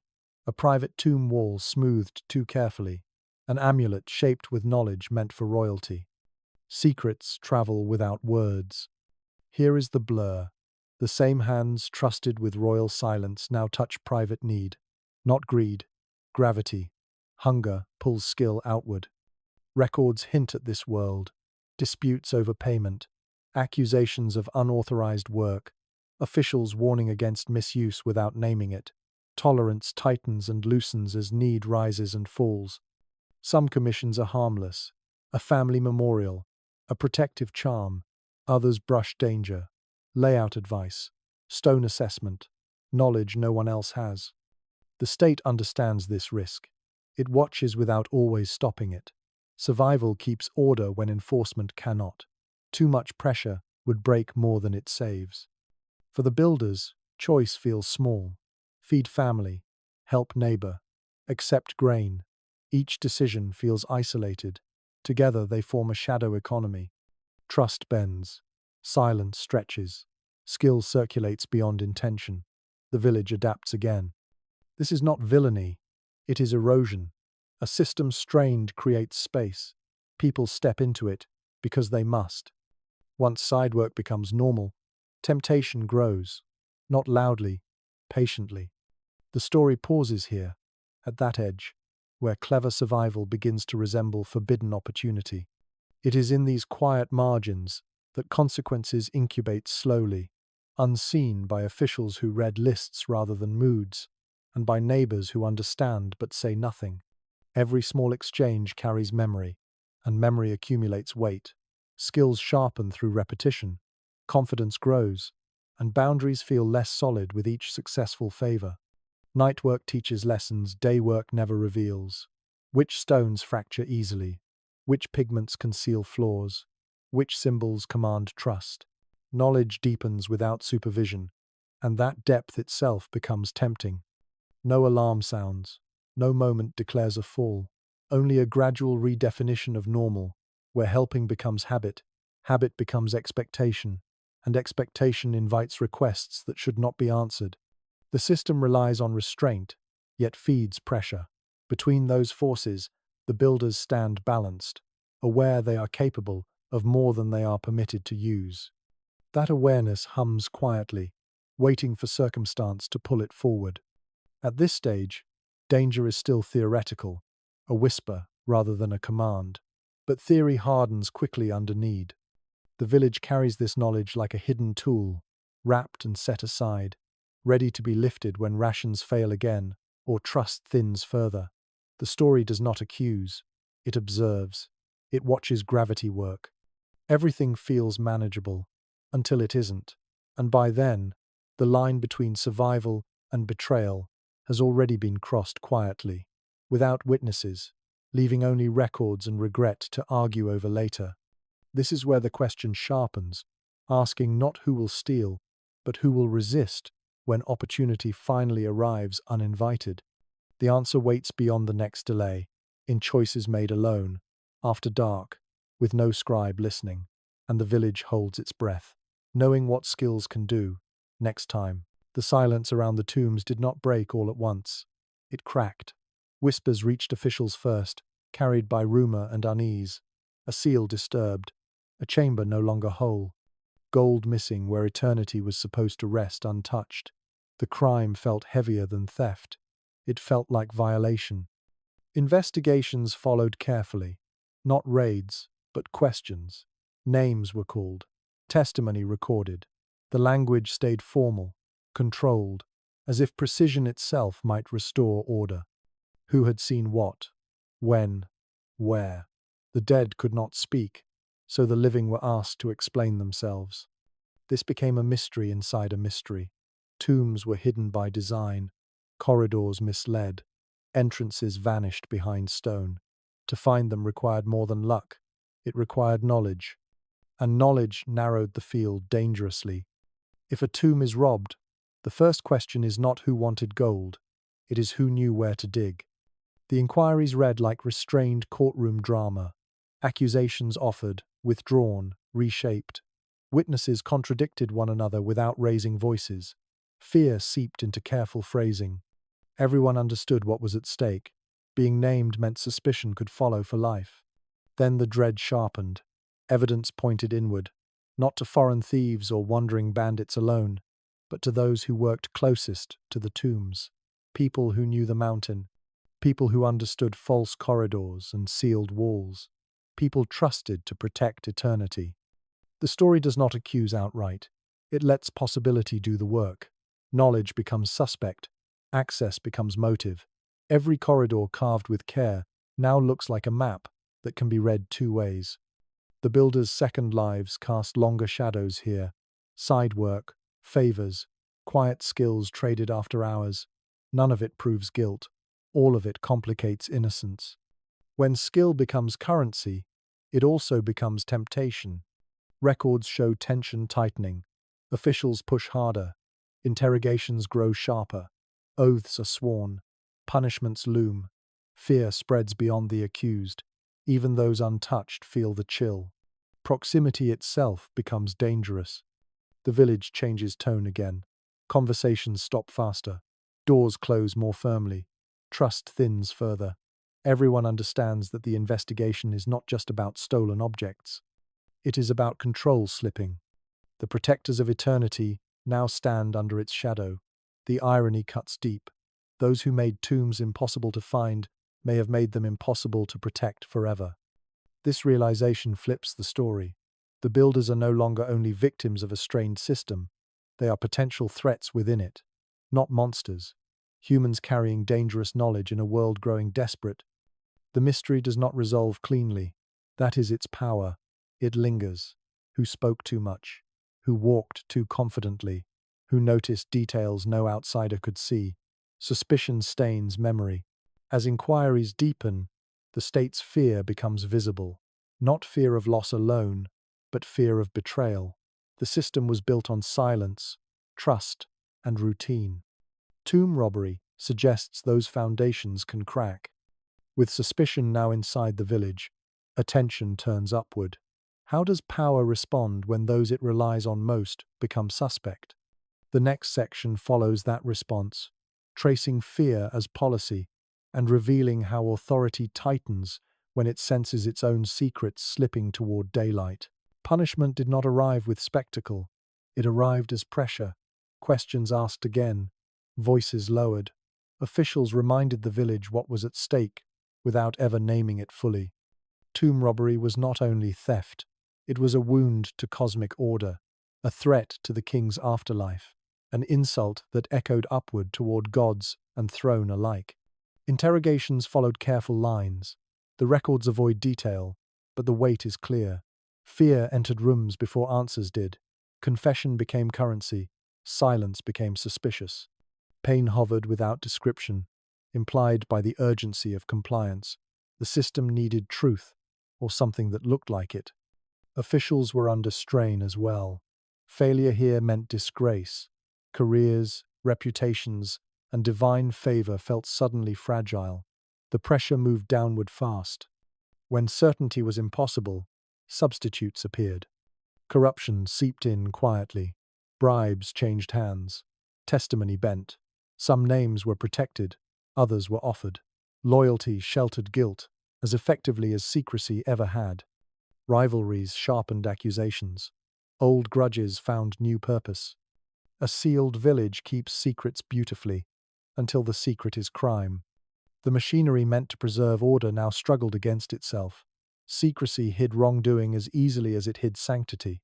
The same tight bonds that once ensured silence now muffled truth. Everyone knew something. No one knew everything. Neighbors watched neighbors with new eyes. A favor remembered became a liability. A joke recalled too clearly became evidence.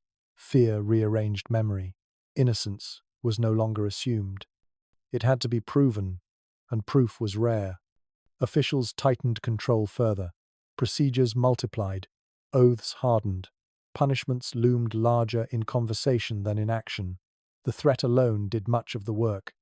People learned quickly which stories to forget. The village felt smaller now. Trust, already thin, frayed. Doors closed earlier. Words were weighed. Even prayer changed tone, shifting from hope to protection. The gods felt closer, but not comforting. What makes this moment heavy is not brutality, but uncertainty. Guilt does not settle cleanly. Responsibility disperses. The system cannot punish everyone, so it punishes selectively. That selectivity scars. The builders had lived under watch for generations. Now they watched each other. The transformation was quiet and corrosive. Community became risk. Records survive that hint at this unease. Statements hedged, details blurred. Outcomes satisfied no one fully. Order was restored on paper, but confidence was not. The village built to guard the dead now feared the living. What might be said? What might be remembered? What might be offered to escape pressure? This fear lingers as a stain rather than a conclusion. The system did not collapse here. It endured, wounded. Silence returned, but it was different. It carried dread instead of routine. With trust damaged and authority tightening, the story must widen. The village does not exist alone. Beyond its walls, the world that fed it begins to fracture. When systems strain everywhere at once, even the most controlled communities feel the tremor. That larger collapse waits ahead, already moving, already reshaping everything the builders thought was solid beneath their feet. The horizon widened before anyone named the change. Fewer boats arrived, fewer carts reached the desert roads. The rhythm that once felt dependable began to stutter. People noticed before they understood. Grain tasted thinner, beer stretched further. Officials hesitated when asked simple questions. Beyond the village, the new kingdom strained. Borders pulled. Alliances shifted. Resources thinned as demands multiplied. The machinery that fed temples, armies, and tombs no longer moved with the same confidence. But here, those pressures arrived as sensations, not reports. Rumors traveled like sand. Someone heard that a governor had been replaced. Someone else said a shipment was diverted. Nothing was confirmed. Everything felt possible. Anxiety seeped into routine, dulling pride. The builders felt it first in deliveries. Delays lengthened, explanations multiplied, promises sounded rehearsed. The system still spoke with authority, but its voice wavered. They were carving eternity at the exact moment the world around them was losing its grip. This contradiction poisoned the work quietly. Tombs promised permanence, yet everything feeding them felt uncertain. The mountain demanded patience. The kingdom could no longer guarantee it. Each strike of the chisel felt heavier, not because of effort, but because of doubt. The village became a small boat on roughening water. As long as supplies came, it floated. When they faltered, balance shifted. Men who once trusted schedules began counting risks. Families prepared for interruptions, as if they were seasons. Officials changed tone. Confidence gave way to caution. Orders were repeated more often, as if repetition could replace certainty. The distance between command and fulfillment widened. This was not sudden collapse. It was accumulation. Small failures stacking quietly. A late ration here, a missed delivery there. Each one survivable alone. Together, corrosive. The tombs themselves became symbols of irony. They were monuments to stability being raised during instability. The builders felt the mismatch in their bodies. Craft requires faith in continuity. That faith thinned. Some men looked outward now, beyond the cliffs. The wider world intruded through rumor and absence. The village had been sealed against wandering, not against decline. What made this moment dangerous was not chaos, but erosion. Systems fail slowly enough that people keep adjusting, believing correction will arrive tomorrow. Tomorrow kept slipping. The mountain remained unchanged. Stone waited patiently, but patience requires nourishment. When that faltered, the silence felt different. By the time anyone spoke of crisis, it was already normal. The extraordinary had become routine. That is how collapse announces itself, not with noise, but with familiarity. As the kingdom's strain pressed inward, the village faced a question it had never needed to ask before. Control had shaped every aspect of life here, but control depends on provision. When the provider weakens, what remains? The story must now return inside the walls, to watch how ordinary people respond when the structure above them can no longer keep its promises, and the rules that once felt absolute begin to feel negotiable. This uncertainty seeped into gestures and glances, into the way tools were lifted and set down, into prayers whispered with less confidence than before. People adapted, as they always had, but adaptation now carried fatigue. Hope shortened its horizon. Planning stopped at the next delivery. Beyond that, imagination stalled. The kingdom's troubles were distant, yet intimate. Decisions made far away echoed here as empty jars and unanswered questions. The builders did not speak of politics. They felt it instead, in weight lost, in patience worn thin, in the growing sense that no one fully knew what came next. What had once felt permanent now felt provisional. Stability revealed itself as something borrowed, not owned, and the borrowing period was ending. It was this slow unmooring, rather than any single disaster, that set the stage for everything that followed, as certainty dissolved quietly, leaving people to decide whether to wait, adapt, or reach for something forbidden when tomorrow no longer promised to arrive. Routine unraveled without announcement. Workdays blurred. Rest days lost meaning. Schedules that once shaped weeks began slipping, then dissolving. Men arrived late, or not at all. Excuses multiplied, thinner each time. No one said collapse. They said delay. Families adapted quietly. Repairs went undone. Tools were not replaced. Meals were planned with caution rather than confidence. Contingency became habit. Children were taught new routes, new favors, new ways to ask without asking. Survival shifted from expectation to strategy. Skilled workers looked outward, not dramatically, not defiantly. They listened for opportunity. A project elsewhere, a patron who could still pay. Leaving was not betrayal. It was gravity again, pulling towards stability wherever it still existed. Signs appeared slowly. Houses maintained less carefully. walls chipped and left unrepaired. Disputes changed tone, less formal, more resigned. Arguments no longer assumed resolution. They assumed endurance. The records thin. Names appear less often. Lists shorten. Notes become vague. The village that once documented everything begins to fall silent, and that silence itself becomes evidence. This is the haunting turn. Absence replaces action. The archive no longer narrates events. It hesitates. Gaps widen. A man mentioned once, then never again. A family referenced, then gone. No explanation follows. There is no final day, no closing ceremony, no order to disperse. The village loosens like a knot undone slowly, one strand at a time. People leave without spectacle. Some likely joined other communities. Some followed officials to new posts. Some disappeared entirely from written memory. This evaporation is unsettling because it resists drama. History often ends with fire or decree. Here, it ends with quiet. When a village is built for one purpose, what do its people become when the purpose fades? The controlled world does not explode. It exhales. Control requires energy. When supply falters, oversight weakens. Rules soften. Silence becomes choice rather than enforcement. Those who stay adjust again. Fewer voices fill the lanes. Fewer fires burn at night. The village feels larger as it empties. Space returns where pressure once lived. What remains is ambiguity. Archaeology later finds no single layer of abandonment, just signs of slowing life. Tools left behind, walls half repaired, footprints fading into sand. The ache lies in what cannot be known. Who left together? Who stayed too long? Who planned carefully? Who fled suddenly? The record does not judge.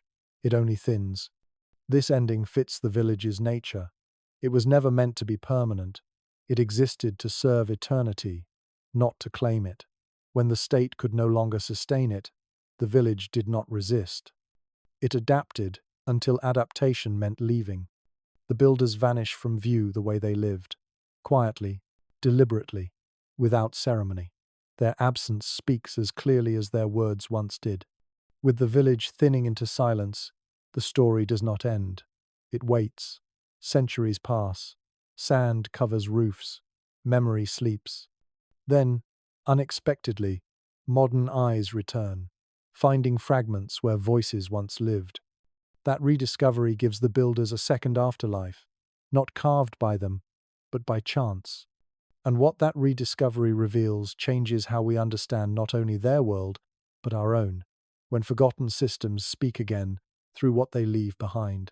The centuries pass like a held breath. Sand moves in slow tides. Roofs collapse inward, then vanish. The village sleeps while kingdoms rise and fall beyond it, unnoticed. What was once watched carefully becomes forgotten completely. When modern hands arrive, they do not find grandeur. They find fragments, broken pottery, empty rooms, ash where fires once burned. At first, it feels ordinary, another ruin among many. Then names begin to appear. Scraps of limestone carry ink, potsherds whisper sentences, complaints, jokes, prayers, lists. The builders return not as statues, but as voices. What they discarded becomes their survival. The twist is sharp. The kings tried to hide forever, yet it is the workers' leftovers that refuse to disappear. Tombs meant to last erode. Trash meant to vanish endures. Each fragment collapses time. A man argues with his supervisor. A woman demands justice. A worker reports sickness. The distance of millennia thins until it feels intrusive. We are not meant to hear this. Yet here it is. Wonder arrives first. Then discomfort follows. These were private lives. Notes written quickly, never meant to travel. There was no consent, no audience imagined. Archaeology opens drawers no one planned to share. Reading these texts feels like eavesdropping. The intimacy is unsettling. A complaint from 3,000 years ago sounds familiar enough to sting. The builders become neighbors rather than subjects. This discomfort matters. It reminds us that history is not neutral. Preservation is accidental. What survives is not what was intended to speak, but what happened to endure. Through these fragments, the village becomes clearer than many palaces. We see power applied gently, then tightly. We see labor measured, rewarded, strained. We see people adapt, resist, joke, fear, and hope within limits set by others. The builders did not write philosophy, they wrote life. In doing so, they built a mirror. That mirror reflects how systems treat skilled labor when control feels necessary. It shows how surveillance normalizes itself, how provision becomes leverage, how silence is taught, not chosen, and how even the most managed lives leave traces that escape intention. The rediscovery changes the story's center. This is no longer about kings and eternity. It is about people navigating structures larger than themselves, leaving marks despite restriction. The village, once sealed, becomes open. Its records outlast royal names carved in gold. The builders achieve an afterlife they never planned, carried by fragments rather than monuments. As the evidence gathers, a quiet truth settles. The builders did not only carve tombs, they carved proof. Proof that power depends on labor. Proof that labor remembers. Proof that control never erases humanity. It only delays its voice. With their rediscovery, the puzzle closes softly. The builders speak again, not to accuse, but to reveal. And in listening, we are reflected too, asked to consider what our own systems preserve, what they silence, and which fragments might one day speak for us, long after the walls we trust have fallen. That is the quiet inheritance Deir el-Medina offers. Not instruction, not condemnation, but recognition. It shows how people live inside systems they did not design, bending without breaking until bending becomes shape. It shows how control creates records, and how records outlive control. The builders vanish as a community, yet remain as individuals, stubbornly present. Their world ends, but their thoughts continue, scattered and resilient. In the end, the village does not ask to be admired. It asks to be understood. It waits for the listener to notice that the distance between past and present is thinner than comfort allows, and that every society leaves behind fragments that will someday explain it better than its monuments ever could. When silence finally fails, this reminder lingers gently, asking patience, humility, and care, because what we build to last often fades, while what we discard waits quietly to speak again to those willing to listen, late at night. They were chosen carefully, fed deliberately, watched closely, skilled enough to carve eternity, ordinary enough to worry about bread. Their lives sat inside a careful balance of reward and restraint, a system that needed them steady, silent, and precise. Deir el-Medina was never simple. It was privilege wrapped in limits, trust braided with surveillance. They lived better than many, yet moved less freely. They held sacred knowledge, yet were fenced in by routine. Faith gave comfort, but fear sharpened it. Community offered warmth, but closeness bred suspicion. Every benefit carried a boundary. Every protection implied control. And, from that tension came something unexpected. The builders wrote constantly. Not proclamations, not hymns to kings, but notes to themselves and each other. Arguments, jokes, complaints, prayers. They wrote because writing solved problems, because it recorded fairness, because it let frustration breathe. They did not imagine an audience beyond their own moment. That is the final, quiet turn. The state tried to manage their lives, yet their voices are the part that escaped. Kings built monuments to be remembered. Officials shaped records to enforce order, but the builders wrote for survival, not legacy, and in doing so, they slipped past propaganda. Their words were never polished, never censored for eternity. That is why they feel close now. Through them, the contrasts align. Privilege explains access. Restriction explains documentation. Faith explains endurance. Fear explains silence. Community explains care. Suspicion explains conflict. None of these forces cancel the others. Together, they form a living system. The tombs matter. They are technical marvels, spiritual statements, feats of organization. But they are not the builders' only legacy. Stone can be sealed. Voices cannot be buried so easily. What survives most clearly is not how they served kings, but how they adapted inside permanence that was never truly permanent. They negotiated rules. They endured shortages. They refused when hunger crossed a line. They bent systems designed to hold them still. Their lives read like a map of human behavior under pressure. How people normalize surveillance. How provision becomes leverage. How silence is taught, then tested. How humor survives control. How belief fills gaps authority cannot reach. This is why their story breathes. It does not belong to one era. It repeats wherever systems promise stability in exchange for obedience, wherever skilled labor is valued but contained, wherever people are trusted with responsibility but denied freedom. The builders were not rebels by nature. They were craftsmen, parents, neighbors, believers. They wanted continuity, not upheaval.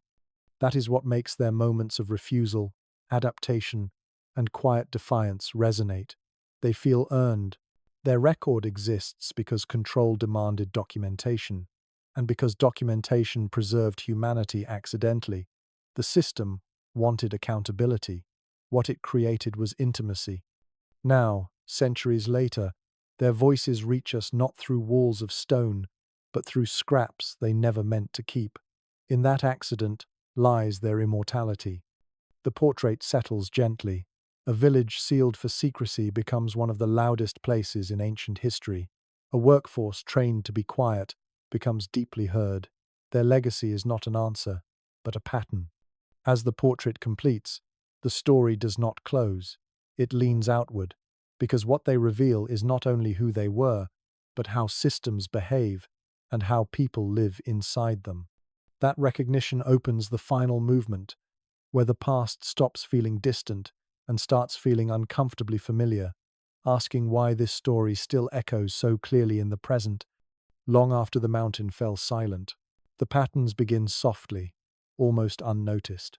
A worker waits for pay that arrives late. A household adjusts portions.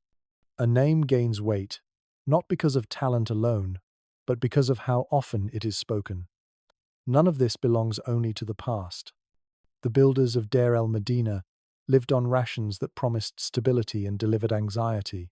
Food meant tomorrow. Delay meant fear. Their work was skilled, specialized, irreplaceable in theory, yet always vulnerable in practice. Value did not equal security. They were monitored, not cruelly, but constantly. Presence was noted. Absence required explanation. Reputation traveled faster than truth. A careless word lingered longer than a careful one. These pressures feel familiar because they repeat wherever people depend on systems larger than themselves. The distance between then and now shrinks the moment you realize what they were really paid with. Certainty. Certainty that work today would be rewarded tomorrow. Certainty that obedience would be met with provision. Certainty that silence would keep life predictable. When certainty weakens, everything else follows. The village teaches this without preaching. You watch men counting jars, waiting for deliveries, adjusting behavior to avoid notice. You watch pride mix with fear, community soften into surveillance. These are not ancient quirks. They are human responses to constraint. Behind every grand project, there are kitchens measuring time in meals. There are families deciding whether to trust promises. There are skilled hands wondering how replaceable they truly are. The builders did not speak our language, but they spoke our worries. They worried about fairness, about being seen, about doing everything right and still being vulnerable to forces they could not control. This recognition arrives quietly. At some point, the costumes fall away. Stone corridors turn into any workplace where effort is tracked and loyalty tested. The mountain becomes any institution that demands excellence while limiting freedom. Nothing here requires comparison to feel relevant. The parallels emerge on their own, like reflections in dark glass. A community where everyone watches because everyone must. A system that rewards dedication until it cannot. A workforce valued for skill and constrained by necessity. The hypnotic quality of this story comes from that slow realization. You are not studying them.